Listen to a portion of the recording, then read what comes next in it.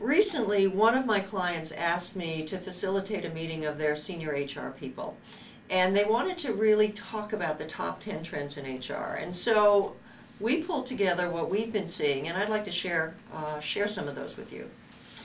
And I imagine that as HR people, you are all experiencing this, so I may be singing to the choir, but let me just walk through what we were seeing. One of the first trends is really the fact about engagement. That what's happening in this economic situation is that people are becoming disengaged and they're not leaving. So one of the challenges for HR is how do you keep people engaged, both on a rational level with your programs and processes, and also on an emotional level in terms of your vision and the values of the organization. Another key trend is linked to that, and it's what I would call the new war for talent, and that is retaining high potentials. How do organizations and HR in the front of this retain their high potential people? Because those are the folks that have lots of options in this kind of economy. And accelerated learning programs, focused individual shorter term development and coaching for high potentials are some of the things that we've been doing and seeing in the marketplace. Another key trend is executive compensation. Executive compensation has got a lot of press recently. Congress is asking for different kinds of requirements. The boards of directors are very concerned about this issue. So executive comp is one of the key issues that HR comp people are facing. Another issue is the millennials. These are the Gen Y folks who are entering the workplace in huge numbers. And one of the things that's happening is that the millennial generation, I would say, kind of march to a different drummer, and it's really important for organizations to figure out how to best work with, manage, and lead this kind of population, and they are really large in number. Another trend is this whole idea of how do you make big places smaller.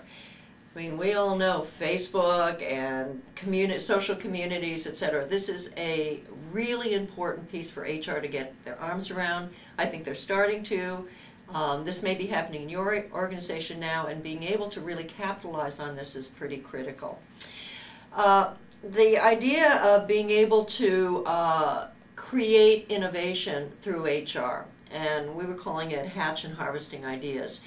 What's happening is organizations are now finding that things like action learning programs are really good places for organizations to be able to identify important and yet kind of emerging ideas, and being able to then harvest them, get some opportunity to actually capture benefit from it. And these are coming out of high potential programs, management and leadership programs, etc. One thing that's always been an issue is how does HR speak the language of business? How does HR become something that is not a technical specialty but is really partnering with the business? This is a key issue for HR. It's been an issue in the past. I think it's even more important now, particularly in these economic conditions.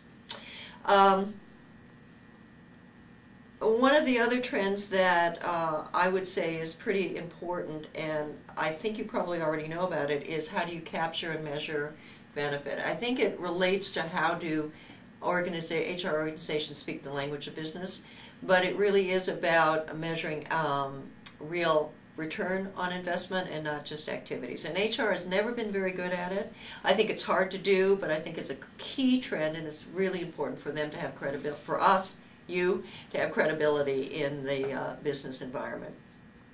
Again, another trend that we talked about is HR being both a P and not just an L in a P&L concept. This is partly related to how do you capture returns on business. And it's partly related to this idea of hatch and harvesting ideas.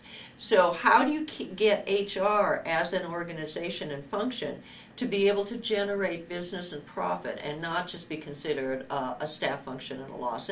And forward-looking HR organizations are capturing this. The last trend that we talked about, and I think the one that many of you are experiencing, is this whole issue of globalization. And that HR cannot be thinking about themselves in a isolated and kind of regional perspective, that talent is all over the world, technology allows you to do a lot of things, and HR has to be in the forefront of it.